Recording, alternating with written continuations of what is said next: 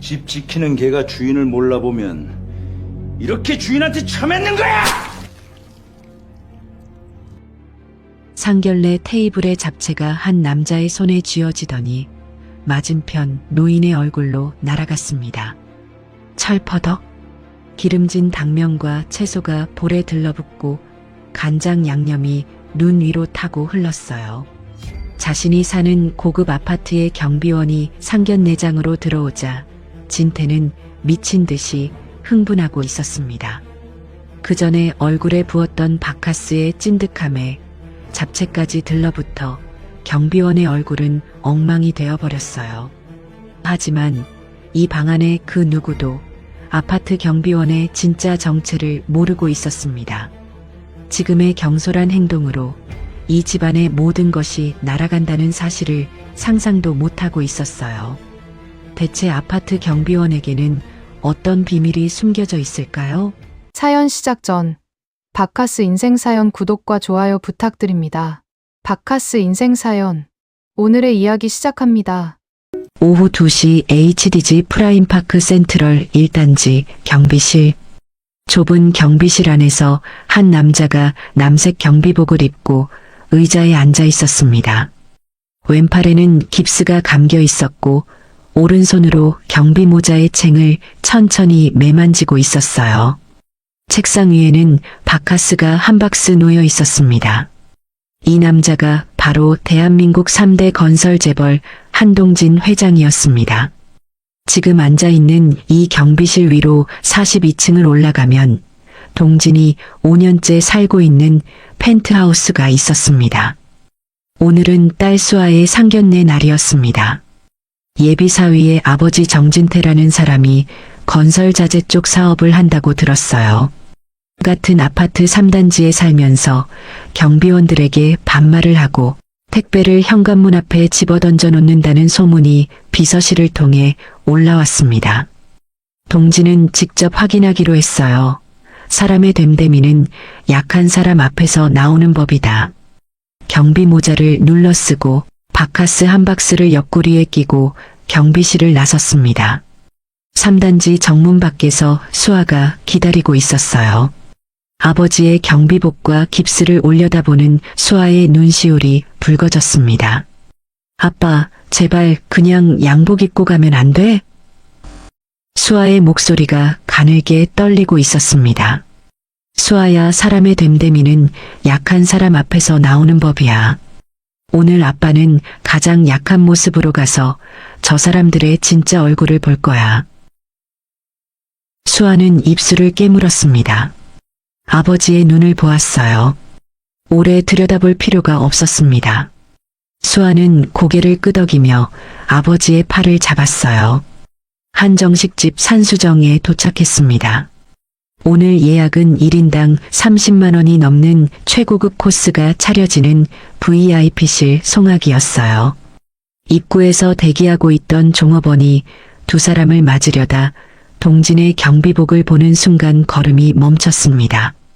남색 경비실 작업복에 깁스팔 그리고 옆구리에 낀 바카스 한 박스까지. 종업원의 시선이 위아래를 2번 오간 뒤에야 어색한 미소가 입가에 걸렸어요. 저 혹시 배달이시면 뒤쪽 주방 입구로 가셔야 하는데요. 수아가 앞으로 나서며 예약자 이름을 댔습니다. 종업원의 표정이 당혹감과 미안함 사이를 오가더니 고개를 숙이며 안쪽으로 안내했어요. 복도를 지나 겨우 개인실 송악문 앞에 도착했습니다. 수아가 아버지의 팔을 더 꽉 잡았어요. 아빠, 같이 들어가. 동진이 딸의 손등을 한번 토닥였습니다. 문이 열렸습니다. 방 안에는 은은한 간접 조명이 깔려 있었고 한쪽 벽을 따라 소나무 병풍이 펼쳐져 있었습니다. 그 건너편에 세 사람이 앉아 있었어요. 동진이 문을 열고 들어서는 순간 세 사람의 시선이 일제히 짙은 곤색의 동진의 아파트 경비복에 꽂혔습니다. 저건 분명히 자신들이 살고 있는 고급 아파트 HDG 프라임파크의 경비복이었어요. 한쪽이 벌어진 운동화에 왼쪽 어깨에 깁스까지 감겨있는 아파트 경비원 복장의 노인이 상견례장에 들어오자 순간 방 안의 분위기가 급격하게 얼어붙었습니다. 세 사람의 눈동자가 동시에 사정없이 흔들리고 있었어요. 자신들이 사는 아파트 경비원 노인네를 상견례에서 만날 거라고는 상상도 하지 못한 표정이었습니다. 가장 먼저 입을 연 것은 오미숙이었어요. 미숙은 진주 목걸이 위에 올린 손끝으로 구슬을 굴리며 남편을 돌아보았습니다. 300만 원대 원피스에 풀 메이크업을 하고 머리까지 단정하게 올린 차림이었어요. 오늘 이 자리에서 자기가 어떤 위치에 있는지를 옷과 장신구로 먼저 선언하고 들어온 사람이었습니다. 미숙이 일부러 남편에게 하는 말인 것처럼 하지만 방 안 모두가 들을 수 있도록 목소리를 깔아 올렸어요. 여보, 이거 누가 잘못 찾아오셨나? 우리 아파트 경비 아저씨가 길을 잃으셨나? 여기가 어떤 자리라고 집 지키는 개가 들어와서 살랑거리나 모르겠네. 집 지키는 개. 그 두 단어가 방 안의 공기를 갈랐습니다. 수아의 치마를 움켜쥔 손이 하얗게 질렸어요. 동지는 수아의 무릎 위에 오른손을 살짝 올려놓았습니다. 아무 말도 하지 않았지만 딸의 무릎에 닿은 손의 온기가 괜찮다는 뜻을 대신 전하고 있었어요. 미숙의 남편 정진태가 팔짱을 끼고 앉은 채 동진을 위아래로 훑쳤습니다. 양복 단추 사이로 굵은 금 체인이 드러나 있었고 테이블 위에 올려놓은 손목에서는 금시계가 조명을 받아 반짝거리고 있었어요. 진태는 시선을 동진의 깁스팔에 고정한 채 느릿하게 입을 열었습니다.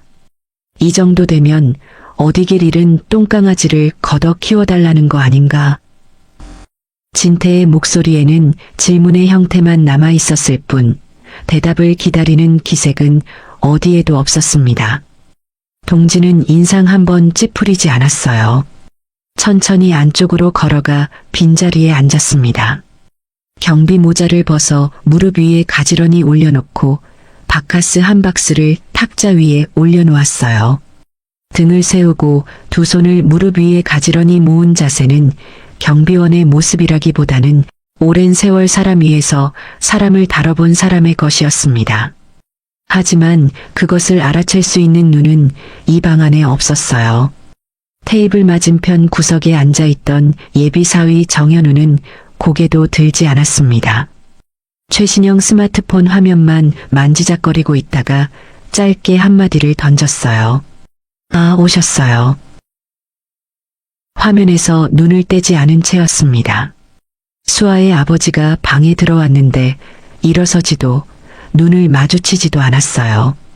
경비복을 입고 온 예비 장인에게 보여줄 최소한의 예의조차 현우에게는 불필요한 것이었습니다.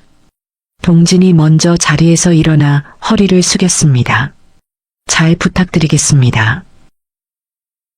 그리고 테이블 위 물병을 들어 진태의 빈잔에 물을 따랐어요.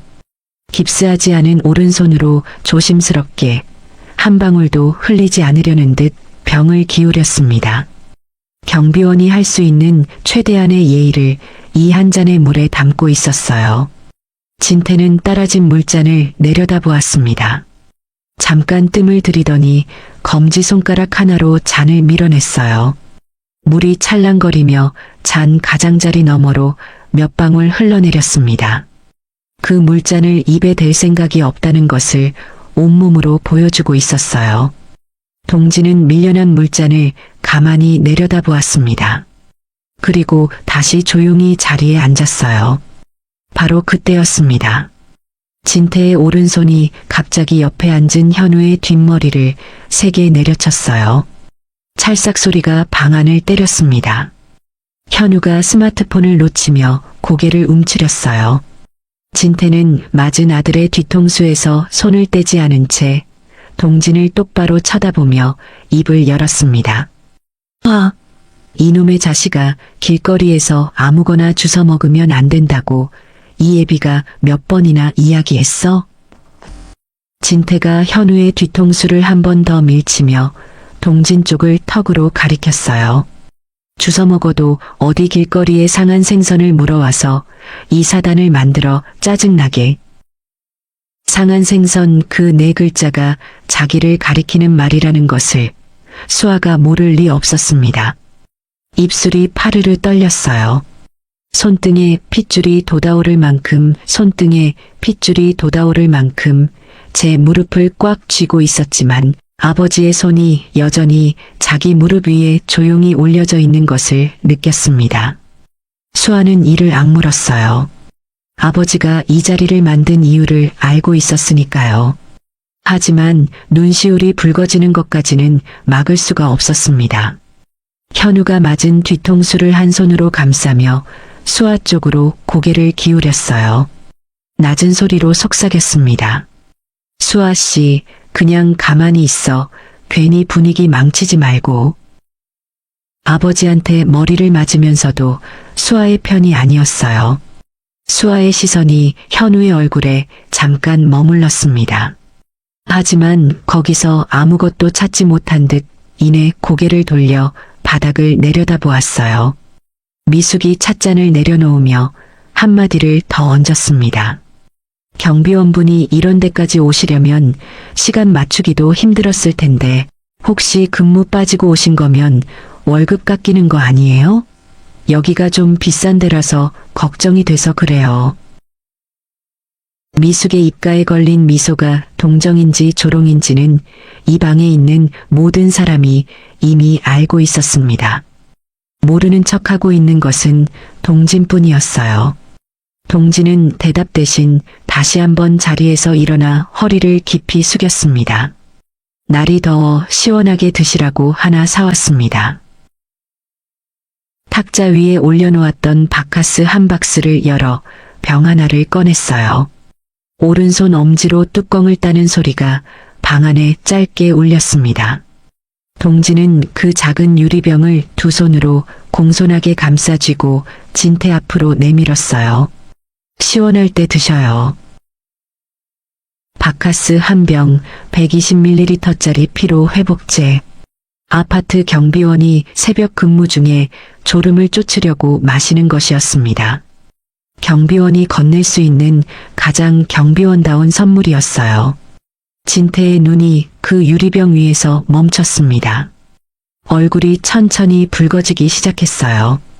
목 옆에 핏줄이 하나 돋아오르더니 관자놀이를 따라 이마 위까지 번져 올라갔습니다.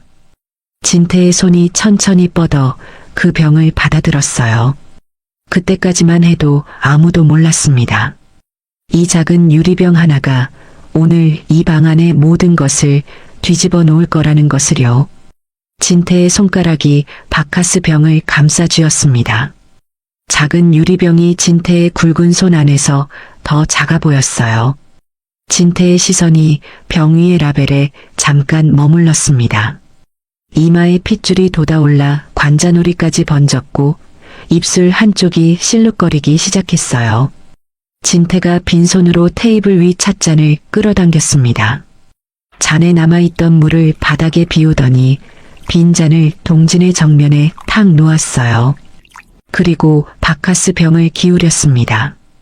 쭈르르 짙은 노란 액체가 하얀 도자기 잔에 채워지는 소리가 방 안에 울렸습니다.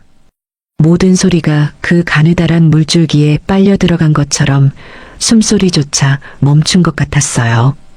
파인애플 주스를 닮은 탁한 황색이 도자기 잔에 흰 벽을 타고 올라오는 것을 방 안에 5사람이 모두 바라보고 있었습니다. 진태가 찻잔을 들어 올렸어요. 천천히 눈을 동진에게 고정한 채 마치 건배라도 하듯 잔을 한번 기울여 보이더니 동진의 얼굴을 향해 냅다 끼얹었습니다. 노란 액체가 동진의 이마를 먼저 때렸어요. 눈 위를 타고 양쪽 볼로 갈라져 흘러내렸고 달짝지근하면서도 쌉싸름한 약 냄새가 코끝을 찔러 올라왔습니다. 바카스가 턱끝에서 모이더니 한 방울씩 떨어져 경비복깃을 적셨어요. 노란 얼룩이 남색 원단 위에서 느리게, 아주 느리게 번져나갔습니다. 마치 경비복 자체가 천천히 수치를 입어가는 것처럼요. 동지는 눈 하나 깜짝하지 않았습니다. 바카스가 눈꺼풀 사이로 스며들어 눈이 따가웠을 겁니다. 하지만 동지는 눈을 감지도 고개를 돌리지도 손으로 닦지도 않았어요. 이마에서 흘러내리는 노란 물줄기 사이로 두 눈만이 그대로 떠 있었습니다. 미숙이 한쪽 손으로 입을 가렸어요. 웃음을 참는 것인지 놀란 것인지 하지만 손가락 사이로 입꼬리가 올라가 있는 것이 보였습니다. 미숙에게 이 장면은 불쾌한 것이 아니라 통쾌한 것이었어요. 현우는 고개를 돌렸습니다.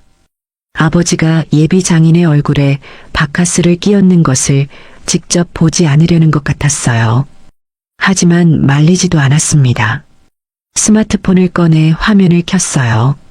그것이 현우가 이 상황에서 할 수 있는 전부였습니다. 수아의 몸이 경직되었어요. 아버지의 이마에서 바카스가 흘러내리는 것을 바라보는 수아의 눈동자가 크게 떨리고 있었습니다. 입술을 깨물어 아랫입술이 하얗게 눌렸지만 수아는 의자에서 일어나지 않았어요. 아버지가 자기 무릎 위에 올려놓은 손의 무게가 아직 거기 있었으니까요. 그 손이 말하고 있었습니다. 아직은 아니라고. 이 집 똥강아지들은 눈치도 없이 맞을 걸 뻔히 알면서 꼬리를 쳐대는 놈들이네. 진태가 빈 찻잔을 테이블 위에 탁 내려놓으며 이를 드러냈어요. 내가 이딴 걸 마시려고 바쁜데 여기까지 나온 줄 아나 진짜 이것들이. 진태의 시선이 탁자 위에 놓인 빈 바카스 병에 닿았습니다. 아까 동진이 건넸던 뚜껑이 따인 채 비어있는 작은 유리병. 진태의 손이 그 병목을 거꾸로 움켜쥐었어요. 테이블 위에 바카스 박스를 한번 내려다보더니 코웃음을 쳤습니다. 경비원 따위가 이런 자리에 이런 걸 들고 왔다는 것 자체가 진태에게는 참을 수 없었던 거예요. 진태가 빈 바카스 병을 벽을 향해 있는 힘껏 내던졌습니다. 파한 유리가 벽에 부딪혀 산산이 깨졌어요. 파편이 사방으로 튀어나가며 테이블 위에 도자기 접시 위로, 바닥 위로, 의자 아래로 흩어졌습니다. 하얀 벽지 위에 바카스의 노란 자국이 방사형으로 튀었어요. 마치 불꽃놀이가 벽에 새겨진 것처럼 선명한 흔적이 남았습니다. 아! 짧은 비명이 수아의 입에서 터져 나왔어요. 오른쪽 종아리를 두 손으로 움켜쥐었습니다. 스타킹 위로 가느다란 붉은 줄이 한 줄기 베어 나오기 시작했어요.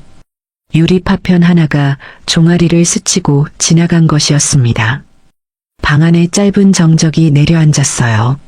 수아의 비명이 사라진 자리를 아무도 채우지 않았습니다. 현우가 수아 쪽을 잠깐 쳐다보았어요. 피가 배어 나오는 것이 보였을 겁니다. 하지만 입을 열지도 손을 내밀지도 않았어요. 시선이 잠깐 머물렀을 뿐 다시 스마트폰 화면으로 돌아갔습니다. 자기 아버지가 던진 유리에 예비 신부가 다쳤는데 현우에게 그것은 자기 일이 아니었어요.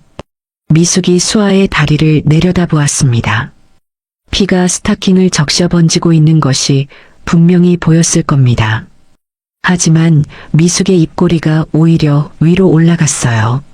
어머, 유리가 좀 튀었나 보네. 미숙이 고개를 살짝 기울이며 말을 이었습니다. 거기 경비실 구급약통에 밴드 하나 꺼내서 붙이면 되겠네. 경비실 밴드 딸이 피를 흘리고 있는데 돌아온 것은 그 말이었어요. 동진의 턱 근육이 돌처럼 굳었습니다. 이마에서 흘러내린 바카스가 볼을 지나 턱 끝에 매달려 있었지만 그 얼굴 위에서 눈동자만이 한번 차갑게 빛났어요. 아주 짧은 순간이었습니다. 현장에서 20톤짜리 철골이 기울어질 때 공사를 멈추고 전원 대피시킬지 말지를 0.5초 만에 판단하던 눈이었어요. 하지만 그 빛은 눈 깜짝할 사이에 사라졌고 동진의 얼굴은 다시 아무것도 드러내지 않는 경비원의 것으로 돌아왔습니다. 동지는 아무 말 없이 경비복 안주머니에 손을 넣었어요. 하얀 면 손수건을 꺼냈습니다. 바카스가 흐르는 자신의 얼굴은 닦지 않았어요. 동지는 의자에서 내려와 수아 옆에 무릎을 꿇었습니다. 깁스 때문에 왼팔이 자유롭지 않아 균형이 불안정했지만 오른 무릎부터 조심스럽게 내려놓으며 딸 곁에 자리를 잡았어요. 오른손으로 손수건을 펴서 딸의 종아리에 대고 상처에서 흘러내리는 피를 천천히 닦아주기 시작했습니다. 손끝이 떨리지 않았어요. 4만 명의 직원을 이끌어온 손이, 수십조 원의 계약서에 서명해온 손이 지금은 딸의 작은 상처 위에서 흔들림 없이 움직이고 있었습니다. 자기 이마 위의 바카스는 세상에서 가장 하찮은 것이었고 딸의 종아리 위의 핏줄기가 지금 이 방에서 가장 중요한 것이었어요. 수아가 고개를 숙였습니다. 아버지의 백발 위로 바카스가 흘러내리고 있었어요.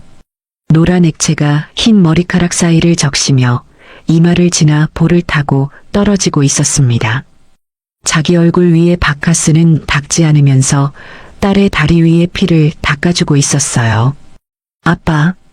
수아의 목소리가 갈라졌습니다. 동지는 대답하지 않았어요. 손수건을 한번 접어 깨끗한 면을 찾은 뒤 상처 위를 다시 한번 눌러주었습니다.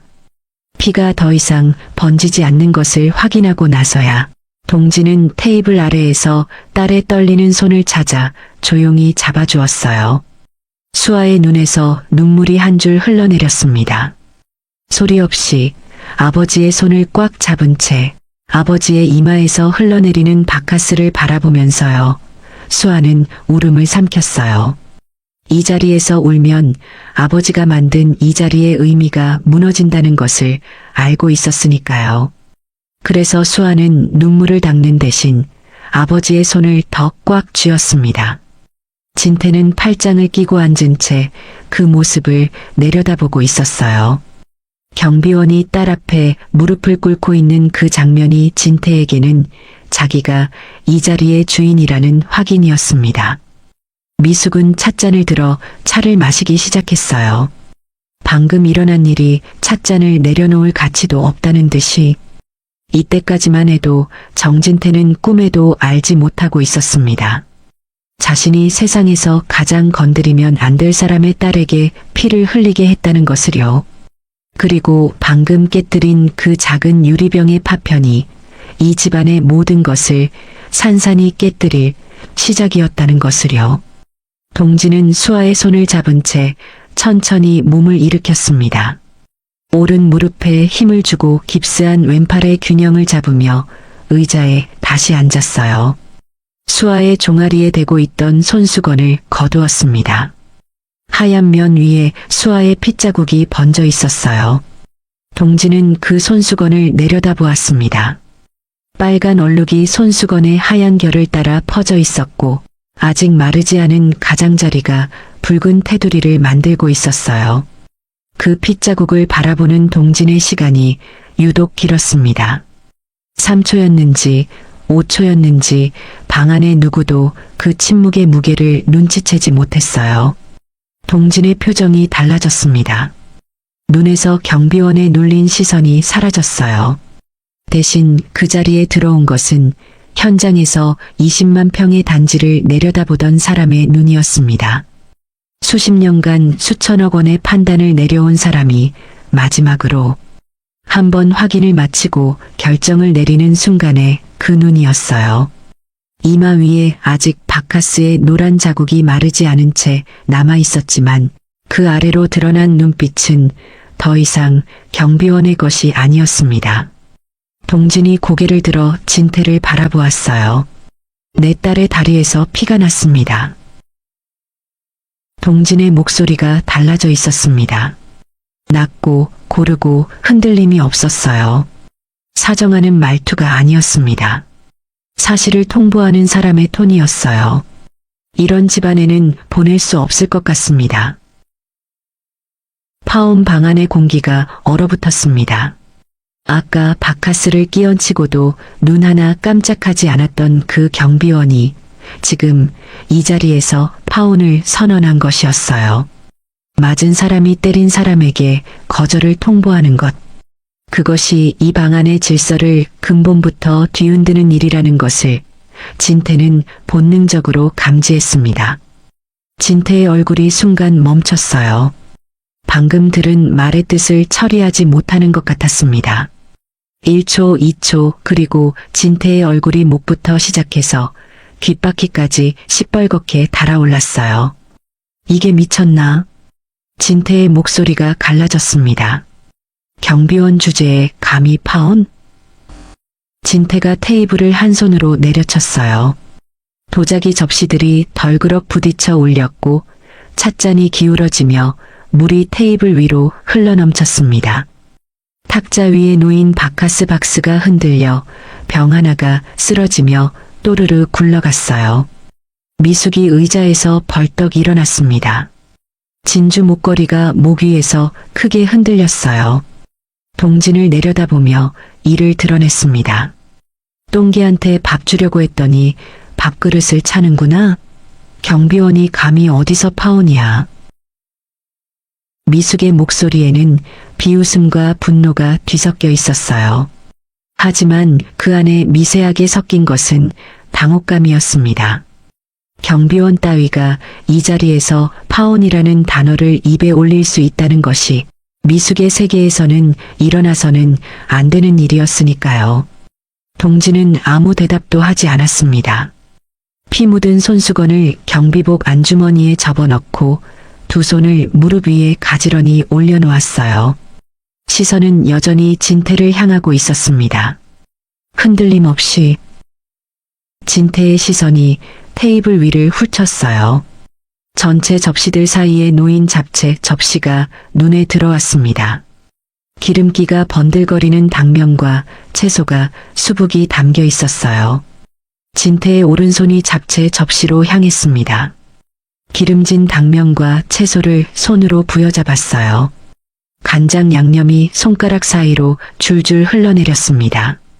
진태는 개의치 않았어요. 움켜쥔 잡채를 그대로 동진의 얼굴을 향해 내던졌습니다. 당면이 왼쪽 볼과 이마에 들러붙었어요. 간장 양념이 눈 위를 타고 흘러내렸습니다. 아까 끼얹어진 바카스 위에 간장이 겹쳐지면서 노란색과 갈색이 뒤섞인 얼룩이 이마에서 턱까지 두 줄기로 흘러내렸어요. 깁스한 왼팔 쪽으로 무게가 쏠렸습니다. 동진이 오른손으로 의자 팔걸이를 잡으려 했지만 잡채의 기름기가 묻은 손이 미끄러졌어요. 몸이 한쪽으로 기울어지며 의자에서 밀려나가듯 옆으로 넘어졌습니다. 깁스팔이 먼저 바닥에 부딪혔어요. 어깨에서 시작된 통증이 척추를 타고 머리끝까지 쏘아 올라왔습니다. 수술 후 아직 완전히 붙지 않은 인대가 충격을 받은 것이었어요. 동진의 이가 부딪히는 소리가 방 안에 짧게 울렸습니다. 하지만 입에서 신음은 나오지 않았어요. 무릎 위에 올려놓았던 경비 모자가 바닥으로 떨어졌습니다.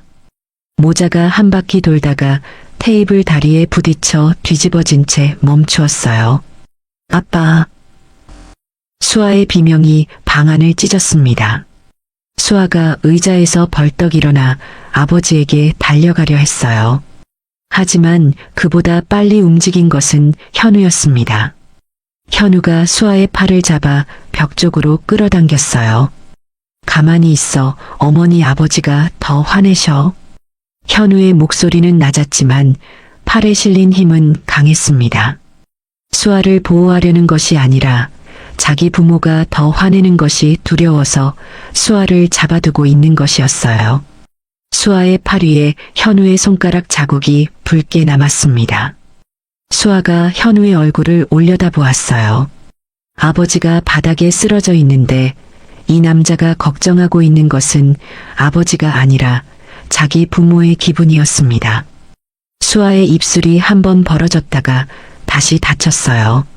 지금 이 순간 현우에게 하고 싶은 말이 목구멍까지 치밀어 올라왔지만 바닥에 누워있는 아버지를 위해 그것마저 삼켰습니다. 바닥에 엎드린 동진의 경비복 위로 잡채, 양념이 흘러내리고 있었어요. 노란 바카스 자국 위에 갈색 간장이 겹쳐지며 남색 원단이 원래의 색을 잃어가고 있었습니다. 진태가 넘어진 동진을 내려다보며 양복 소매에 묻은 잡채 기름을 턱으로 쓱 닦았어요. 미숙이 테이블 위에서 냅킨을 집어 남편의 손을 닦아주었습니다. 바닥에 쓰러진 동진에게는 냅킨 한 장 건네지 않았어요.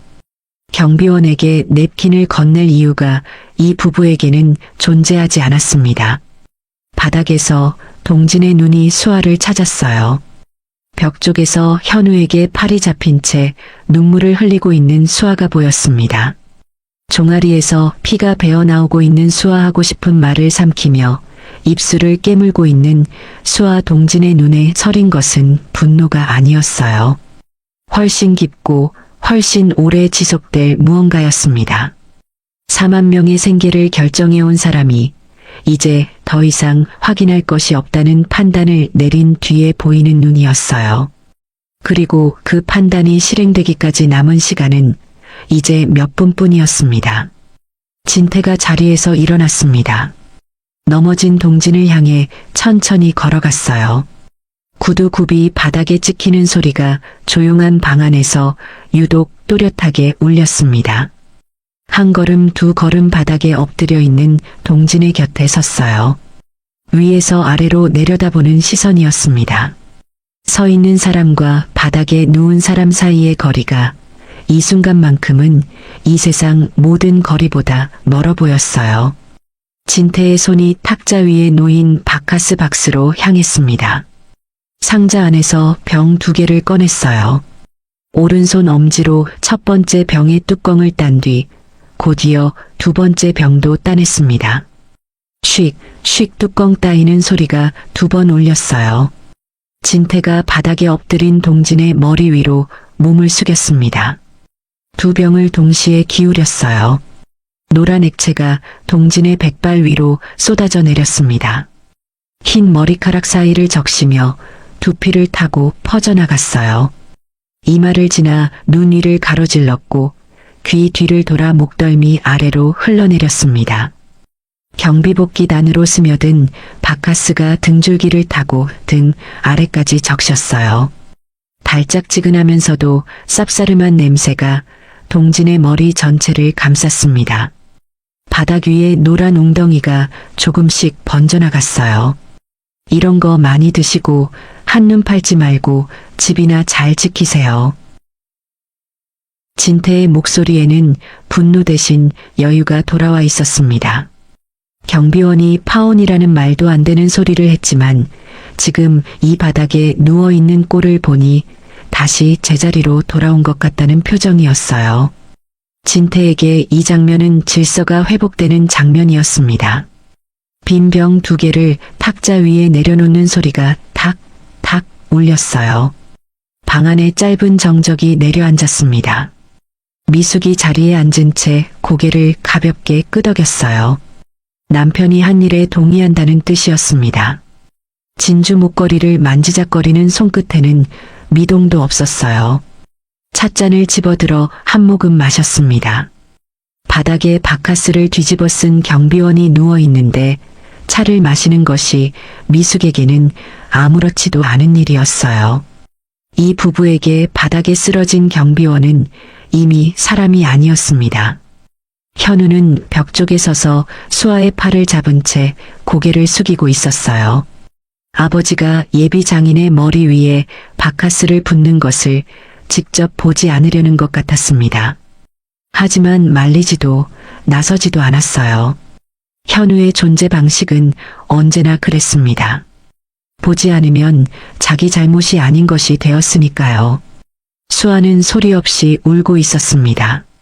현우의 손에 팔이 잡힌 채 아버지의 백발 위로 바카스가 흘러내리는 것을 두 눈으로 지켜보아야 했어요. 입술을 꽉 깨물고 있었지만 턱이 떨려서 이가 부딪히는 소리가 났습니다. 수아는 그 소리조차 삼키려고 두 손으로 입을 막았어요. 울음이 새어나가면 아버지의 계획이 무너진다는 것을 알고 있었으니까요. 하지만 손가락 사이로 숨소리가 끊어지며 새어나왔습니다. 진태가 다시 동진 곁으로 다가갔습니다. 이번에는 더 가까이 진태의 구두 끝이 동진의 깁스한 어깨 위에 올라갔어요. 그리고 체중을 실어 천천히 눌러내리기 시작했습니다. 세상이 멈추는 것 같았습니다. 어깨에서 시작된 통증이 쇄골을 타고 목 뒤로 올라갔어요. 거기서 갈라져 한쪽은 척추를 따라 등 아래로 내려가고 한쪽은 두개골 뒤를 감싸며 머리끝까지 쏘아 올라왔습니다. 수술 후 아직 완전히 붙지 않은 인대 위를 단단한 가죽 구두 밑창이 정확하게 짓누르고 있었어요. 동진의 이가 부딪히는 소리가 방 안에 짧게 울렸습니다. 하지만 입에서 신음은 나오지 않았어요. 바로 이 어깨였습니다. 3개월 전 프라임파크 3단지 신축 현장 거푸집을 고정하던 강선이 끊어지며 콘크리트 패널이 무너져 내리는 순간이었어요. 그 아래에 첫 현장을 나온 23살 신입 직원이 서 있었습니다. 동진은 생각하기 전에 몸이 먼저 움직였어요. 신입을 밀어내며 자기 어깨로 패널의 모서리를 받았습니다. 인대가 끊어지는 소리가 났고 그 뒤로 수술대에 올라가야 했어요. 그때 동진은 바닥에 쓰러진 채 신입에게 한마디만 했습니다. 괜찮아, 일어나. 지금도 마찬가지였어요.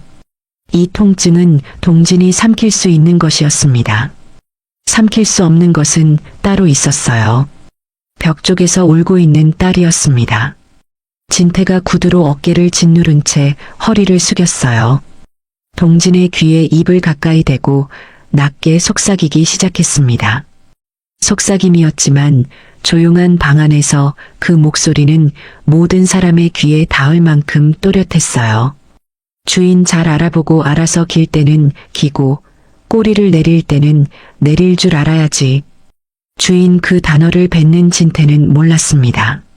지금 자기 구두 아래 깔려있는 이 경비원이 자기가 매달 관리비를 내고 있는 그 아파트의 진짜 주인이라는 것을요. 42층 펜트하우스에서 진텐의 3단지를 내려다보며 살고 있는 사람이라는 것을요. 안 그러면 밥도 못 얻어먹고 개 맞듯이 맞고. 진태가 구두에 조금 더 체중을 실었어요. 동진의 어깨 관절에서 뼈가 삐걱거리는 소리가 느껴졌습니다. 미숙이 찻잔을 내려놓고 남편의 모습을 지켜보았어요. 미숙의 눈에는 만족감이 서려 있었습니다. 자기 남편이 이 경비원을 완전히 제압했다는 확인이었어요. 그게 집 지키는 똥개들이 살아남는 방법이라는 걸, 이 고통을 생각하면서 절대 잊지 마. 손이 아닌 발이었습니다. 사람의 어깨를 손으로 누르는 것과 발로 누르는 것은 전혀 다른 행위였어요. 발로 짓누르는 것은 사람을 사람으로 보지 않는다는 선언이었습니다. 개에게나 하는 것이었어요. 진태가 발을 떼며 마지막 한마디를 던졌습니다. 그리고 딸 걱정이면 밴드나 사가지고 가. 경비실 약통에 있을 거 아니야. 진태가 돌아서서 자리로 걸어가는 구두 소리가 멀어졌어요. 의자에 앉으며 넥타이를 매만지는 소리, 물잔을 집어드는 소리, 일상으로 돌아가는 소리들이었습니다. 방금 사람의 어깨를 발로 짓누른 사람의 다음 행동이 물 마시기였어요.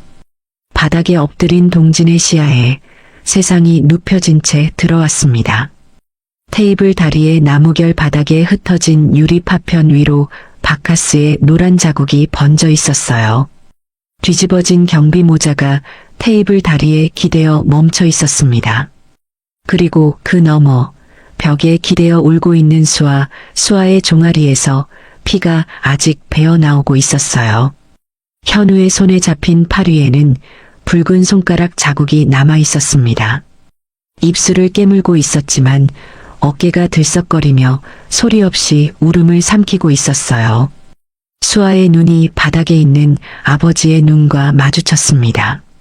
그 눈 사이에 놓인 것은 잡채와 바카스에 젖은 바닥이었지만 그 위로 흐르고 있는 것은 세상 누구도 끊을 수 없는 것이었어요. 동진의 눈에 서린 것은 분노가 아니었습니다. 훨씬 깊고 훨씬 차갑고 훨씬 오래 지속될 무언가였어요. 수십 년 동안 4만 명의 운명을 결정해온 사람이 모든 확인을 끝내고 마지막 판단을 내린 뒤에 보이는 눈이었습니다. 동진이 깁스하지 않은 오른팔을 바닥에 짚었어요. 왼팔은 쓸 수 없었습니다. 오른팔 하나로 바닥을 밀며 몸을 끌기 시작했어요. 벽 쪽에서 울고 있는 수아를 향해서 바카스와 잡채, 양념이 뒤범벅된 경비복이 바닥 위를 쓸며 끌려갔습니다. 팔꿈치가 바닥 타일에 닿을 때마다 어깨에서 통증이 쏘아 올라왔지만 동진은 멈추지 않았어요. 한 뼘 또 한 뼘 수아의 머릿속에서 오래된 장면 하나가 떠올랐습니다. 5살 때 놀이터에서 그네를 타다가 떨어져 무릎이 깨진 적이 있었어요. 아버지는 토요일이었는데도 현장에 나가 있었습니다. 전화를 받고 20분 만에 달려왔어요. 양복 바지에 모래가 묻는 것도 모르고 무릎을 꿇어 딸을 안아 올렸습니다. 아빠가 왔어, 괜찮아. 그때 아버지의 목소리가 귓가에 울리는 것 같았어요. 그때의 아버지는 위에서 내려와 딸을 안아 올리는 사람이었습니다. 지금의 아버지는 아래에서 딸을 향해 기어오는 사람이었어요. 높이는 정반대였지만 그 안에 담긴 것은 25년 전이나 지금이나 같았습니다. 경비복의 남색 원단이 바닥 위에 바카스 웅덩이를 지나며 노란 자국을 끌고 갔습니다. 잡채 양념이 바닥에 긴 줄을 그으며 따라왔어요. 진태가 자리에 앉아 물을 마시며 그 모습을 내려다보고 있었습니다. 진태의 입꼬리가 올라가 있었어요. 바닥에서 기어가는 경비원의 모습이 자기가 가르쳐준 개의 생존법을 바로 실천하고 있는 것처럼 보였을 겁니다. 진태는 물잔을 내려놓으며 미숙을 돌아보았어요. 부부가 시선을 주고받았습니다. 아무 말도 하지 않았지만 그 시선 안에는 됐지? 라는 확인이 담겨 있었어요. 미숙은 휴대폰을 꺼내 화면을 들여다보기 시작했습니다. 바닥에서 기어가고 있는 경비원이 시야에 들어오지 않는 것처럼, 아니, 들어와도 상관없는 것처럼 미숙에게 이 경비원은 이미 시야에서 지워진 사람이었어요. 수아가 현우의 팔을 뿌리쳤어요. 나. 단 한 글자였습니다. 하지만 그 한 글자에 담긴 것은 지금까지 삼켜왔던 게도, 상한 생선도, 밴드도, 가만히 있어 도, 그 모든 말보다 무거웠어요. 현우가 놀라서 손을 놓았습니다. 수아가 현우의 손에서 벗어나는 순간 현우의 얼굴에는 놀라움이 아니라 당혹감이 떠올랐어요. 수아가 자기 말을 듣지 않았다는 사실이 현우에게는 처음 있는 일이었으니까요. 수아가 바닥으로 주저앉으며 아버지에게 달려갔습니다. 무릎으로 기든 미끄러지며 아버지의 뻗은 오른손을 두 손으로 움켜쥐었어요. 수아의 치마에 바닥에 바카스가 베어들었지만 아랑곳하지 않았습니다. 아빠, 아빠. 수아의 목소리가 갈라지고 또 갈라졌습니다. 동진이 바닥에 엎드린 채 딸의 손을 꽉 잡아주었어요. 바카스의 젖은 얼굴 위로, 잡채가 들러붙은 볼 위로, 말라가는 간장 자국 위로 아버지의 눈만이 또렷하게 떠 있었습니다. 그리고 낮은 목소리로 이 방에서 오늘 처음으로 경비원이 아닌 아버지의 말투로 입을 열었어요. 수아야, 아빠가 미안하다. 동진의 목소리가 잠깐 떨렸습니다. 아주 잠깐 하지만 곧 다시 가라앉았어요. 현장만 돌아다니느라 내게 사람 고르는 눈을 못 길러줬구나. 그 한마디 안에 모든 것이 담겨 있었어요. 이런 집안에 딸을 보낼 뻔한 것에 대한 사과였고, 이제 확인은 끝났다는 선언이었고, 앞으로 무슨 일이 벌어질지에 대한 예고이기도 했습니다. 세 가지가 한 문장 안에서 겹쳐 울리고 있었어요. 수아가 아버지의 손을 잡은 채 소리 없이 울었습니다. 눈물이 아버지의 손등 위로 떨어졌어요. 동진은 딸의 손을 놓지 않은 채 바닥에 엎드린 그 자세 그대로 딸의 손등을 엄지로 천천히 쓸어주었습니다. 진태는 물잔을 내려놓으며 코웃음을 쳤어요. 파혼이고 뭐고 됐으니까 이제 그만 치우고 나가. 경비원 월급에 이 방 1시간도 못 벌잖아. 미숙이 휴대폰에서 눈을 떼며 맞장구를 쳤습니다. 저꼴로 기어다니면서 파혼일에 웃기지도 않네. 두 사람은 웃고 있었어요. 바닥에서 딸의 손을 잡고 있는 이 경비원이 자기들의 삶 전체를 손바닥 위에 올려놓을 수 있는 사람이라는 것을 전혀 모른 채, 하지만 이 방 안에서 한 사람만은 이미 알고 있었습니다. 바닥에 엎드린 채 딸의 손을 잡고 있는 동진, 그 사람만은요. 이제 경비복의 시간은 끝났고 다른 시간이 시작되려 하고 있었어요. 동진이 수아의 손을 잡은 채 천천히 상체를 일으켰습니다. 완전히 일어서지는 않았어요. 바닥에 앉은 채 등을 의자에 기대고 딸 곁에 머물렀습니다. 안주머니에서 손수건을 다시 꺼냈어요. 아까 수아의 피를 닦았던 붉은 얼룩이 번진 하얀 면 손수건이었습니다. 깨끗한 면을 찾아 접은 뒤 수아의 종아리 상처 위를 다시 한번 조심스럽게 눌러주었어요. 딸의 상처를 닦는 손끝은 떨리지 않았습니다.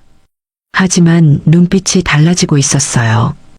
바카스의 젖은 이마 아래로 동진의 눈에 시퍼런 서리가 내리기 시작했습니다. 천천히, 아주 천천히 겨울 새벽 철골 위에 내리는 성해처럼 한 올 한 올 얼어가고 있었어요. 입가에 걸린 경비원의 온순한 표정은 아직 그대로였지만 눈만은 이미 다른 사람의 것이었습니다. 아직 이 방 안에 누구도 그 변화를 눈치채지 못했어요. 동진이 바닥을 훑었습니다. 아까 넘어지면서 경비복 주머니에서 빠져나온 것들이 의자 아래에 흩어져 있었어요. 지갑 하나, 차키 하나. 동진은 오른손으로 그것들을 주워 올렸습니다. 아무렇지 않은 듯, 마치 떨어뜨린 동전을 줍듯 자연스럽게 테이블 위에 올려놓았어요. 그리고 수아의 피가 묻은 손수건을 그 위에 살짝 덮어놓았습니다. 완전히 덮이지는 않았어요.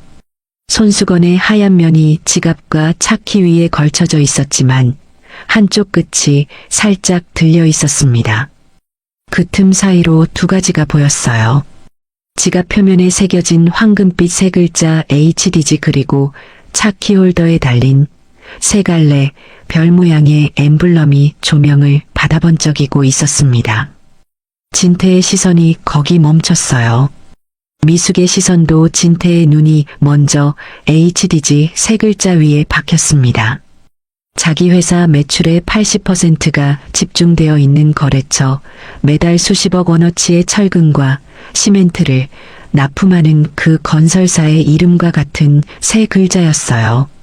진태의 눈썹이 미세하게 움직였습니다. 하지만 경비원이 HDG 지갑을 가지고 있을 리 없었어요. 주워왔겠지, 아니면 가짜겠지. 진태의 뇌는 그렇게 정리하려 했습니다. 그런데 마이바흐 키는요? 미숙의 눈은 본능적이었습니다. 명품에 관해서라면 가격을 매기기 전에 진위를 먼저 읽어내는 눈이었어요. 손수건 틈 사이로 보이는 지갑의 가죽결이 시선에 잡힌 순간 미숙의 손가락이 진주 목걸이 위에서 멈추었습니다. 저 결은 양산품에서 나오는 결이 아니었어요. 바느질의 간격, 가죽의 광택, 황금 각인의 깊이, 미숙은 3초 안에 읽어냈습니다. 저것은 최소 수천만 원짜리 지갑이었어요. 그리고 옆에 놓인 키홀더의 세 갈래 별 마이바흐 최하 2억이 넘는 차의 키였습니다. 미숙의 시선이 지갑에서 키로, 키에서 바닥에 앉아있는 동진의 경비복으로 왔다 갔다 했어요. 머릿속에서 두 개의 이미지가 겹쳐지려 했지만 겹쳐지지 않았습니다. 바카스의 젖은 경비복을 입고 바닥에 앉아있는 이 남자가 마이바흐를 몰고 HDG 로고가 박힌 지갑을 가진 사람일 리가 없었으니까요. 부부의 몸이 동시에 경직되었습니다. 뭔가 맞지 않다는 느낌이 등줄기를 타고 올라왔어요. 저걸 어디서 주워왔나? 하는 당혹감이 두 사람의 얼굴에 동시에 번졌습니다. 하지만 아직 연결은 되지 않았어요. 경비원과 HDG 사이에 놓인 간극이 너무 컸습니다. 진태의 자존심이 그 연결을 허락하지 않고 있었어요. 바로 그 경직이 이어지는 사이 동진의 경비복 안쪽에서 진동이 울렸습니다. 동진은 안주머니에서 스마트폰을 꺼냈어요. 바카스와 잡채 양념에 젖은 경비복 안에서 나온 전화기에는 얼룩 하나 없었습니다. 최신형 대화면 진태의 눈이 그 전화기에 머물렀어요. 지갑, 키, 그리고 이제 전화기 세 번째 어긋남이었습니다. 동진이 전화를 받았어요. 스피커를 켜지 않았지만 방이 조용한 탓에 상대방의 목소리가 희미하게 새어나왔습니다. 남자의 목소리 공손하지만 급한 어조였어요.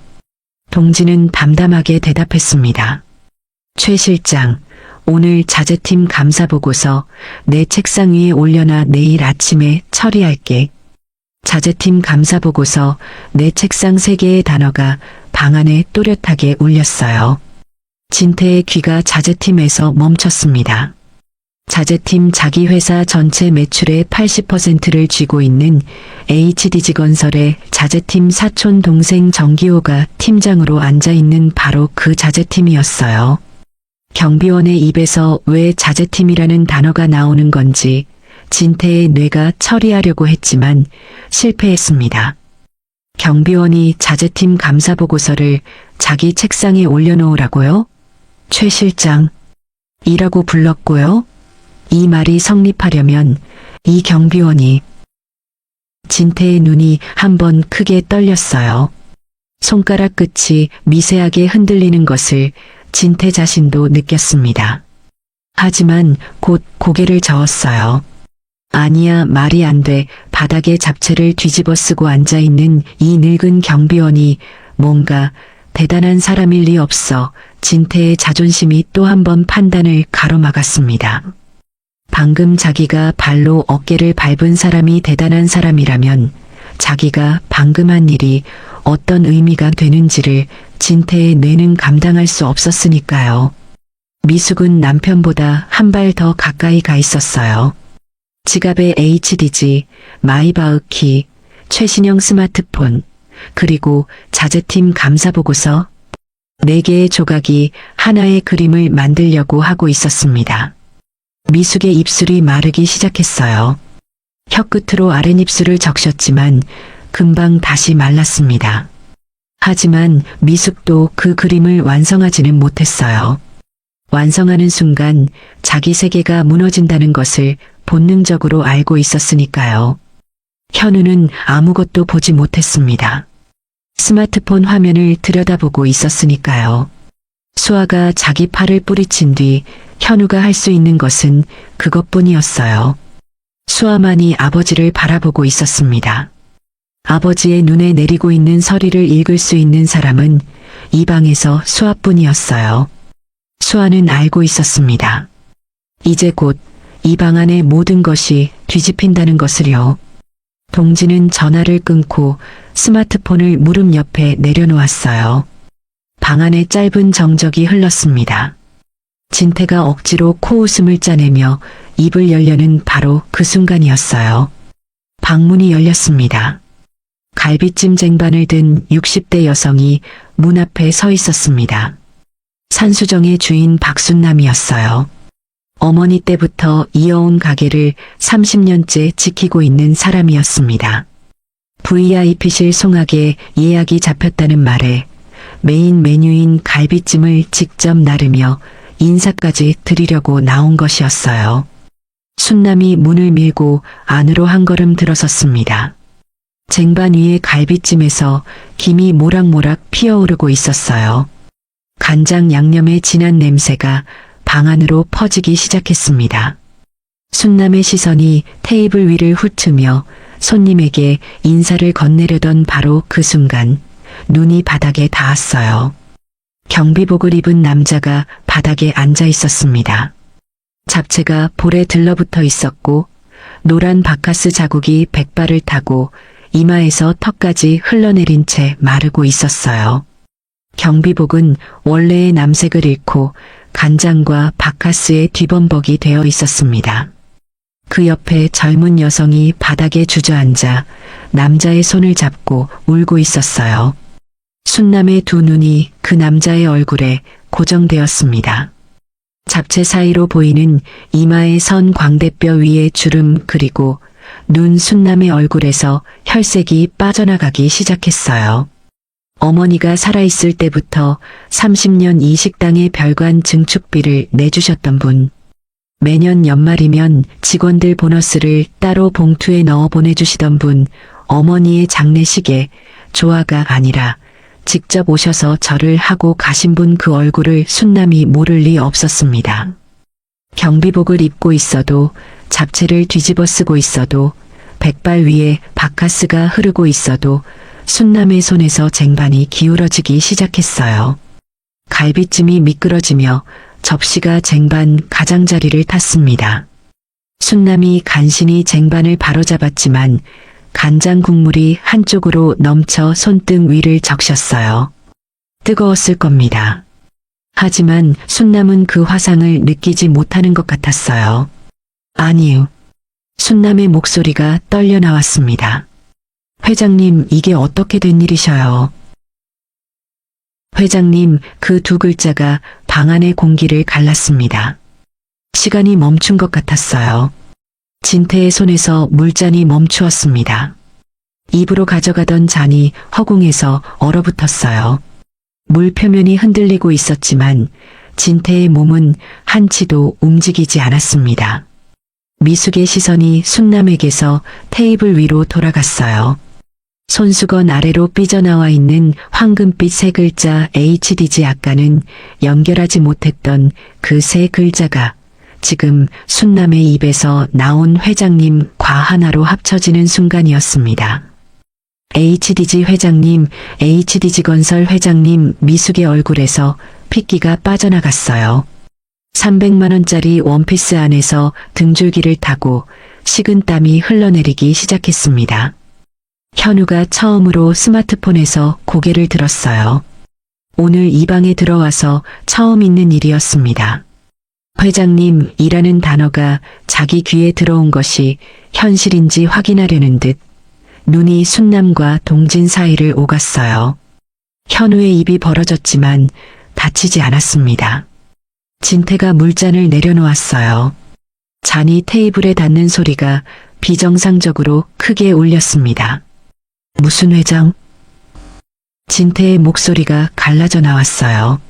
어느 회사? 그 질문을 끝까지 말할 수 없었습니다. 이미 답을 알고 있었으니까요. 테이블 위에 HDG 지갑 마이바흐 키 아까 전화에서 들었던 자재팀 감사보고서 그리고 지금 순남의 입에서 나온 회장님. 모든 조각이 하나의 그림으로 맞춰지고 있었어요. 진태의 자존심이 아무리 막으려 해도 이번에는 막을 수 없었습니다. 미숙의 다리가 접히기 시작했어요. 의자 팔걸이를 잡으려 했지만 300만 원짜리 원피스 소매가 미끄러졌습니다. 벽에 기대며 천천히 주저앉았어요. 아까 자기가 집 지키는 개라고 불렀던 사람이 회장이라면 아까 남편이 머리 위에 바카스를 부었던 사람이 HDG 건설의 회장이라면 아까 남편이 구두로 어깨를 밟았던 사람이 자기 남편 회사 매출의 전부를 쥐고 있는 사람이라면 미숙의 입에서 소리가 나오지 않았습니다. 순남이 떨리는 손으로 쟁반을 테이블 한쪽에 내려놓았어요. 그리고 앞치마 주머니에서 전화기를 꺼냈습니다. 손가락이 떨려서 번호를 2번이나 잘못 눌렀어요. 세 번째에야 전화가 연결되었습니다. 최 실장님, 산수정으로 즉시 와주셔야 합니다. 순남의 목소리가 갈라지며 높아졌어요. 회장님이 큰일 나셨습니다. 전화를 끊는 순남의 손이 떨리고 있었습니다. 순남이 동진 곁으로 다가가 무릎을 꿇었어요. 앞치마로 동진의 볼에 들러붙은 잡채를 떼어내려 했지만 손이 떨려서 제대로 되지 않았습니다. 회장님, 제가 늦었습니다. 죄송합니다. 순남의 눈에서 눈물이 흘러내렸어요. 30년 단골의 무게가 그 눈물 안에 담겨 있었습니다. 동진이 순남의 손을 잡으며 조용히 말했어요. 순남이 괜찮아, 신경 쓰지 마. 경비원의 말투가 아니었습니다. 30년 동안 이 식당을 지켜본 사람의 말투였어요. 식당 밖에서 소리가 들려오기 시작했습니다. 차문이 열리고 닫히는 소리, 구두굽이 돌바닥을 찍는 소리 하나가 아니었어요. 여러 쌍의 구두가 동시에 달려오는 소리가 복도를 가득 채웠습니다. 비서실장 최진호가 가장 먼저 방 안으로 뛰어들어왔어요. 양복상의 단추가 하나 풀려 있었습니다. 넥타이가 한쪽으로 비틀어져 있었어요. 달려오면서 매만질 겨를이 없었던 거예요. 순남의 전화를 받고 7분 만에 도착한 것이었습니다. 진호의 두 발이 방 문턱에서 멈추었어요. 바닥에 앉아있는 동진이 눈에 들어왔습니다. 잡채가 볼에 들러붙고 바카스가 백발을 적시고 경비복이 간장에 젖어 원래의 색을 잃어버린 모습 27년 동안 곁에서 지켜본 사람이었어요. 현장에서 무너지는 자재 아래 직원을 밀어내다 어깨를 다친 사람, 새벽 5시에 현장에 나가 콘크리트 타설을 직접 확인하던 사람, 4만 명의 직원을 자기 가족이라고 부르던 사람, 그 사람의 머리 위에 누군가가 바카스를 부었다는 것. 그 사람의 어깨를 누군가가 구두로 밟았다는 것. 진호의 얼굴이 하얗게 질렸어요. 두 다리에서 힘이 빠져나가듯 무릎이 꺾였습니다. 양복 바지가 바닥에 바카스 웅덩이에 젖는 것을 아랑곳하지 않고 동진 앞에 무릎을 꿇었어요. 회장님, 어떻게 된 겁니까? 진호의 목소리가 울먹임과 분노 사이에서 갈라졌습니다. 27년 동안 한 번도 들어보지 못한 목소리였어요. 진호의 턱 근육이 파르르 떨리기 시작했습니다. 진호 뒤로 경호원 8명이 방 안으로 들어섰어요. 검은 양복의 이어피스 방 안 양쪽 벽을 따라 도열하듯 섰습니다. 좁은 개인실이 순식간에 다른 공간이 되었어요. 한정식 집의 VIP실이 아니라 회장을 호위하는 사람들이 가득 찬 방이 되어버린 것이었습니다. 경호원 한 명이 차에서 가져온 양복 커버를 펼쳤어요. 안에서 나온 것은 짙은 네이비 블레이저였습니다. 나폴리 장인이 한 땀씩 수작업으로 만든 맞춤 재킷이었어요. 진호가 그 블레이저를 받아 동진의 어깨에 조심스럽게 걸쳐드렸습니다. 어깨 수술 부위를 건드리지 않으려고 양손으로 천천히 조심스럽게 바카스에 젖은 경비복 위로 블레이저가 내려앉는 순간 안감이 잠깐 뒤집혀 보였어요. 안감 한쪽에 금실로 수놓인 세 글자가 있었습니다. HDG 회사의 이름이자 이 남자의 이니셜이었어요.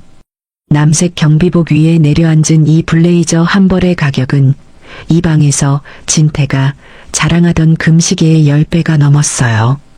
하지만 동진은 그 블레이저를 한번 내려다보지도 않았습니다. 수천만 원짜리 재킷이 경비복 위에서 구겨지고 있었지만 동진에게 그것은 이미 신경 쓸 가치가 없는 것이었어요. 진태의 눈이 또다시 그 세 글자에 박혔습니다. 아까 지갑 위에서 본 것과 같은 세 글자 손수건 틈 사이로 봤을 때는 우연이라고 넘겼어요. 하지만 맞춤 재킷의 안감 위에 금실로 수놓인 같은 세 글자를 보는 순간 진태의 등줄기에 찬 것이 흘러내리기 시작했습니다. 진호가 타올을 가져와 동진의 이마에 들러붙은 잡채를 하나씩 떼어내기 시작했습니다. 당면이 백발에 엉켜 있어서 살짝 잡아당겨야 했어요.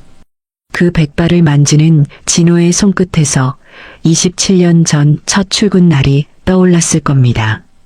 현장 사무실에서 회장이 직접 안전모를 건네주며 우리 회사에 온 걸 환영해라고 했던 날, 그때 회장의 머리카락은 아직 검은색이었어요.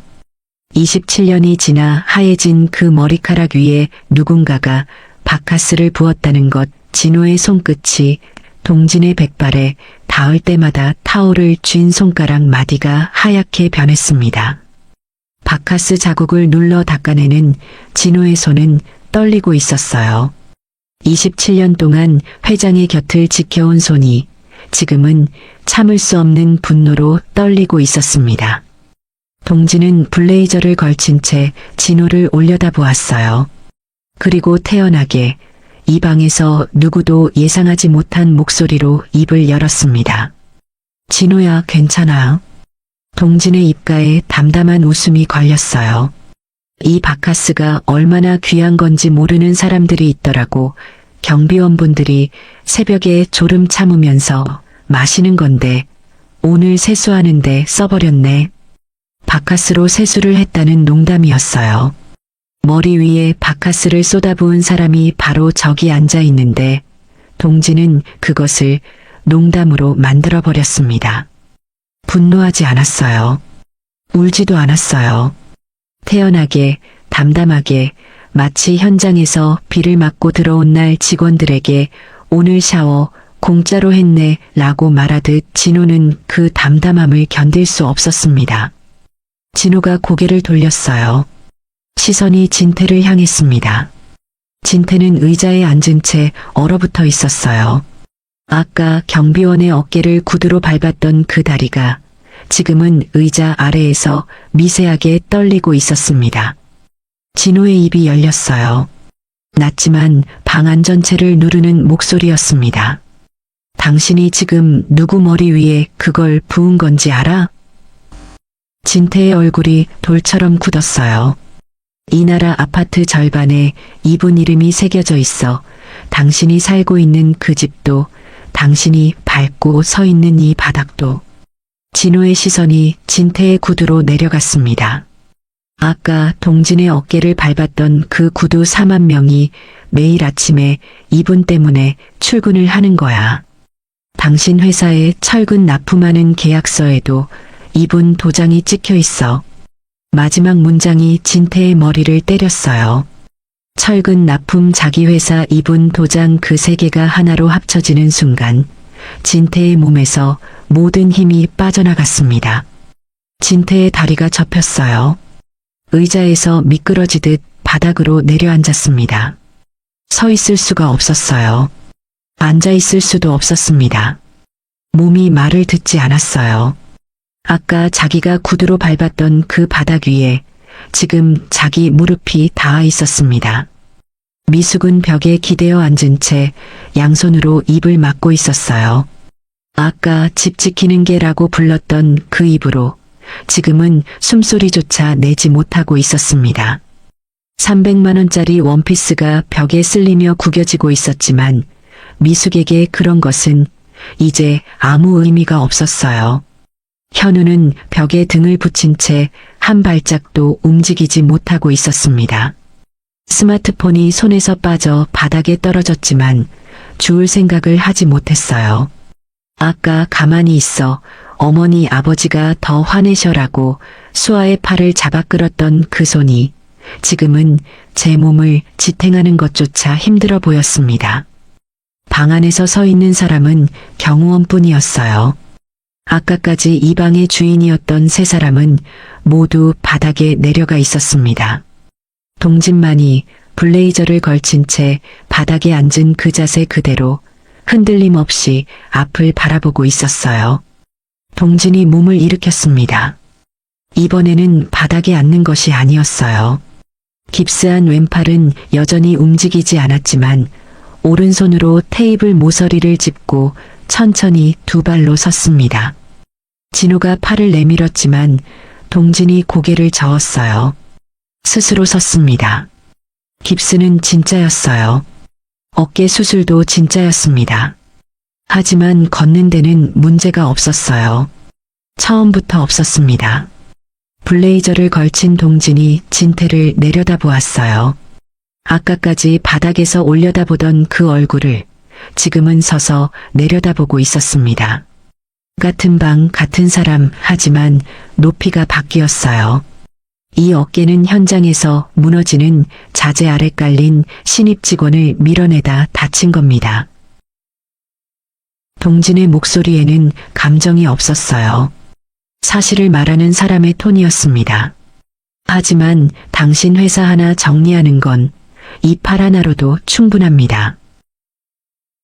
진태의 얼굴에서 남아있던 마지막 핏기까지 빠져나갔어요. 동진이 진호를 돌아보았습니다. 가져왔지? 진호가 양복 안쪽에서 태블릿을 꺼냈어요. 화면을 켜서 동진에게 건넸습니다. 동진은 태블릿을 받아 테이블 위에 올려놓고 화면을 진태 쪽으로 돌렸어요. 진태 철강 감사 보고서 화면 위에 붉은 글씨로 항목들이 나열되어 있었습니다. 규격 미달 철근 납품 34건 시멘트 수분 함량 조작 19건 허위 납품 영수증 발행 28건 총 부당이득 추정액 47억 원. 그리고 마지막 줄 HDG건설 자재팀장 정기호와의 공모기간 12년 정기호 진태의 사촌 동생이었어요. HDG건설 자재팀에 앉아서 12년 동안 형의 회사에 일감을 몰아주고 규격 미달 자재를 눈감아주며 비리를 쌓아온 사람이었습니다. 진태철강 매출의 80%가 이 한 사람의 뒤를 통해 들어오고 있었어요. 진태의 입술이 파르르 떨리기 시작했습니다. 태블릿 화면 위에 숫자들이 흐려지는 건지 자기 눈에 물기가 차는 건지 분간이 되지 않았어요. 미숙은 벽에 기댄 채 태블릿 화면을 보려고 고개를 기울였습니다. 34건, 19건, 28건, 47억 숫자 하나하나가 미숙의 얼굴 위를 지나갈 때마다 300만 원짜리 원피스 안에서 심장이 한 박자씩 빨라지는 것이 느껴졌어요. 동진이 태블릿 화면을 한번 쓸어 다음 페이지를 열었습니다. 납품 계약 전면 해지서 진태철강이 HDG건설에 공급하는 모든 철근, 시멘트, 골재 납품 계약의 즉시 해지 매출의 80%가 하루아침에 사라지는 서류였어요. 그 아래에 또 하나 자재팀장 정기호 즉시 직위 해제 통보서 그리고 마지막 한 장 국토교통부 및 검찰 동시 고발장 3장의 문서가 나란히 화면 위에 떠 있었습니다. 경제적 사형 선고와 법적 사형 선고가 동시에 내려지는 순간이었어요. 동진이 진호에게 펜을 받았습니다. 오른손으로 태블릿 위에 서명을 시작했어요. 획 하나하나가 또렷하게 화면 위에 새겨졌습니다. 서명이 완성되기까지 3초 첫 번째 획이 태블릿 위에 그어지는 순간 진태의 손이 바닥 위 자기 무릎을 움켜쥐었어요. 손톱이 바지 원단을 파고들었습니다. 두 번째 획에서 미숙이 벽에 기댄 채 고개를 떨구었어요. 진주 목걸이가 축 늘어지며 쇄골 아래로 내려앉았습니다. 마지막 획이 완성되었을 때 현우의 등이 벽에서 미끄러져 바닥에 주저앉았어요. 다리에 힘이 빠진 것이었습니다. 세 사람이 세 획에 맞춰 한 단계씩 무너져 내리고 있었어요. 진태의 회사, 진태의 사촌 동생, 진태의 삶 전체가 2, 3초 안에 무너져 내리고 있었습니다. 동진이 펜을 내려놓으며 입을 열었습니다. 이 아파트 3,000세대를 지은 회사의 회장 머리 위에 바카스를 부었어. 동진의 시선이 진태의 눈에 박혔어요. 그 아파트의 철근이 규격 미달이었다는 걸 내가 모를 것 같아? 그 한마디가 방 안에 떨어지는 순간 진태의 몸이 앞으로 무너졌습니다. 바닥에서 무릎으로 기어와 동진의 앞에서 고개를 조아렸어요. 이마가 바닥에 닿았습니다. 아까 자기가 구두로 짓누르던 그 어깨의 주인 앞에서, 아까 자기가 바카스를 부었던 그 머리의 주인 앞에서 진태의 이마가 바닥에 닿아 있었어요. 그 다리가 떨리고 있었습니다. 아까 동진의 어깨를 밟았던 바로 그 다리가 회장님, 제가 잘못했습니다. 제가 잠시 미쳤었나 봅니다. 한 번만 용서해 주십시오. 진태의 목소리가 갈라져 나왔어요. 하지만 동진은 그 소리를 듣고 있지 않았습니다. 시선이 이미 다른 곳을 향하고 있었어요. 미숙이 벽에 기대 앉은 채 양손으로 입을 막고 있었습니다. 개라는 단어를 입 밖에 꺼낼 수 있는 상태가 아니었어요. 눈이 진태를 향해 있었지만 눈동자에 초점이 맞지 않았습니다. 남편이 바닥에 이마를 박고 있는 것이 현실인지 확인할 수 없다는 얼굴이었어요. 현우가 벽에서 떨어져 나와 수아에게 달려왔습니다. 수아의 팔을 붙잡았어요. 아까 가만히 있어. 라며 벽으로 끌어당겼던 바로 그 손이었습니다. 수아 씨, 다시 한 번만 생각해줘. 나 잘못했어. 현우의 목소리가 떨리고 있었어요. 눈에 물기가 차 있었습니다. 하지만 그 눈물이 수아를 향한 것인지 자기 앞에 벌어진 상황을 향한 것인지는 이 방에 있는 모든 사람이 알고 있었어요. 수아가 현우의 얼굴을 보았습니다. 오래 들여다보았어요. 찾으려고 했습니다. 이 남자를 처음 만났을 때 좋아했던 것, 함께 웃었던 순간, 결혼을 약속했을 때의 설렘하지만 현우의 얼굴 위에서 수아가 찾은 것은 아무것도 없었어요. 사랑했다고 믿었던 감정이 있던 자리에 텅 빈 구멍 하나만 남아 있었습니다. 수아가 현우의 손목을 잡았어요. 그리고 자기 팔에서 천천히 떼어냈습니다. 현우의 손이 허공에 남겨졌어요. 수아의 팔이 있던 자리에 빈 공기만 잡고 있었습니다. 수아가 테이블 쪽으로 시선을 돌렸어요. 탁자 위에 놓인 바카스 박스가 눈에 들어왔습니다. 남은 병 중 하나를 집어들었어요. 오른손 엄지로 뚜껑을 딸 때 쉭 하는 소리가 방 안에 울렸습니다. 수아가 현우를 올려다보았어요. 현우의 눈이 바카스 병을 보는 순간 크게 벌어졌습니다. 자기 아버지가 이 병 안의 액체를 경비원의 머리 위에 부었던 것을 현우도 보았으니까요. 수아가 병을 기울였습니다. 노란 액체가 현우의 정수리 위로 쏟아져 내렸어요. 이마를 갈라 양쪽 눈 위로 흘러내렸고 코를 타고 턱 끝에서 모여 셔츠 기단으로 스며들었습니다. 달짝지근하면서도 쌉싸름한 냄새가 현우의 머리를 감쌌어요. 현우는 비명도 지르지 못했습니다. 두 손으로 얼굴을 감싸 쥔 채 그 자리에 얼어붙었어요. 아버지가 동진에게 퍼부었던 바로 그 액체가 지금 자기 머리 위에서 같은 온도로 흘러내리고 있었습니다. 수아는 빈 병을 테이블 위에 내려놓았어요. 소리 없이 병이 테이블에 닿는 작은 소리만이 방 안에 울렸습니다. 동진이 수아에게 손을 내밀었어요. 수아가 아버지의 손을 잡았습니다. 두 사람이 방문을 향해 걸어가기 시작했어요. 동진의 시선은 앞만 향하고 있었습니다. 뒤를 돌아보지 않았어요. 바닥에서 이마를 박고 있는 진태도, 벽에 주저앉은 미숙도, 바카스를 뒤집어 쓴 채 얼어붙은 현우도 동진의 시야에서 이미 사라진 사람들이었습니다. 방문이 닫히기 직전 수아가 한 번만 뒤를 돌아보았어요. 바닥에 이마를 대고 있는 진태 벽에 주저앉아 양손으로 입을 막고 있는 미숙 바카스에 젖은 채 바닥에 앉아 있는 현우, 아까까지 이 방의 주인이었던 세 사람이 모두 바닥에 내려가 있었습니다. 테이블 위에는 반쯤 비어있는 바카스 박스만이 조명 아래 놓여 있었어요. 아까 아버지가 건넨 그 박스였습니다. 경비원의 선물을 받아주지 않았던 사람들 곁에 그 선물만 남아 있었어요. 수아는 고개를 돌렸습니다. 그리고 아버지의 손을 잡고 앞을 향해 걸었어요. 진우가 앞서 문을 열었습니다.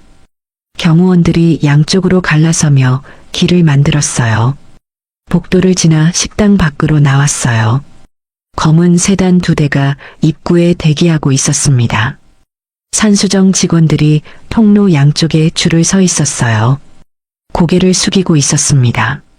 아까 경비복을 보고 배달이시면 뒤쪽으로 라고 했던 그 종업원도 그 줄 안에 서 있었어요. 얼굴이 하얗게 질려 있었습니다. 동진은 수아의 손을 잡은 채 세단으로 걸어갔어요. 진호가 차 문을 열었습니다. 수아가 먼저 타고 동진이 뒤따라 탔어요. 문이 닫혔습니다. 차 안이 조용했어요. 엔진이 부드럽게 돌아가는 소리만 낮게 깔려 있었습니다. 바깥의 세상과 차 안의 세상 사이에 유리 한 장이 놓여 있었고 그 유리 한 장이 오늘 하루 전체를 격리시키고 있었어요. 수아가 아버지의 깁스팔을 조심스럽게 만지며 입을 열었습니다. 아빠가 바닥에 누워 있을 때 나는 심장이 멈추는 줄 알았어. 동진은 대답하지 않았어요. 수아의 손을 잡은 채 창밖을 바라보고 있었습니다. 수아가 잠깐 숨을 고른 뒤 다시 말했어요.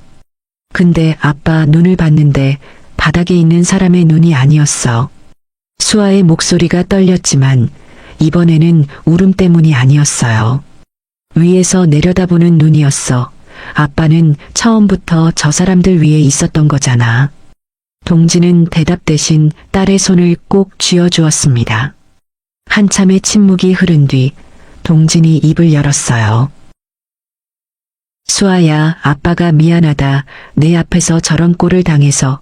수아가 고개를 저었습니다. 아니야, 아빠, 오늘 아빠가 평생에서 가장 멋있었어. 동진의 입술 사이로 오랫동안 참았던 숨이 빠져나갔어요. 어깨에 잔뜩 들어가 있던 힘이 풀리면서 등이 시트에 깊이 묻혔습니다. 깁스팔 위에 올려져 있던 딸의 손이 따뜻했어요.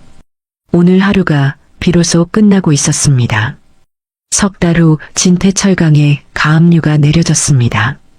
HDG건설 납품 계약이 전면 해지된 지 일주일 만에 자금 흐름이 끊겼고 석 달을 버티지 못하고 부도가 났어요. 자재팀장 정기호는 직위 해제와 동시에 검찰 조사에 들어갔습니다. 12년간 쌓아올린 비리의 무게가 한꺼번에 내려앉은 것이었어요. 오후 HDG 프라임파크 센트럴 3단지 지하주차장 진태의 검은 벤츠 뒷유리에 노란 압류 스티커가 붙어 있었습니다. 형광색 스티커가 검은 도장 위에서 유독 선명했어요. 운전석에 진태가 앉아 있었습니다. 시동을 걸 수 없는 차 안에서 두 손으로 핸들을 잡은 채 이마를 핸들 위에 대고 있었어요. 얼마나 그러고 있었는지 알 수 없었습니다. 지하 주차장의 형광등이 차 안으로 스며들어 진태의 구분 등 위를 비추고 있었어요. 같은 시각 시내 중심가의 중고 명품 매장 유리 쇼케이스 안에 진주 목걸이가 벨벳 위에 누워 있었습니다. 석 달 전 상견례 자리에서 미숙의 쇄골 위에 올려져 있던 바로 그 목걸이였어요. 매장 직원이 미숙에게 감정 결과를 전했습니다. 감정가가 좀 떨어졌어요. 구입가의 3분의 1 정도밖에 미숙은 대답하지 못했어요. 고개를 끄덕이고 매장을 나왔습니다. 300만 원짜리 원피스 대신 면 점퍼를 입고 있었어요. 같은 주 HDG 프라임파크 3단지 로비 이삿짐 업체 트럭이 지하 주차장에 대기하고 있었습니다. 미숙이 마지막 짐을 들고 로비를 지나갔어요. 정문 앞에서 경비원이 자동문을 열어주었습니다.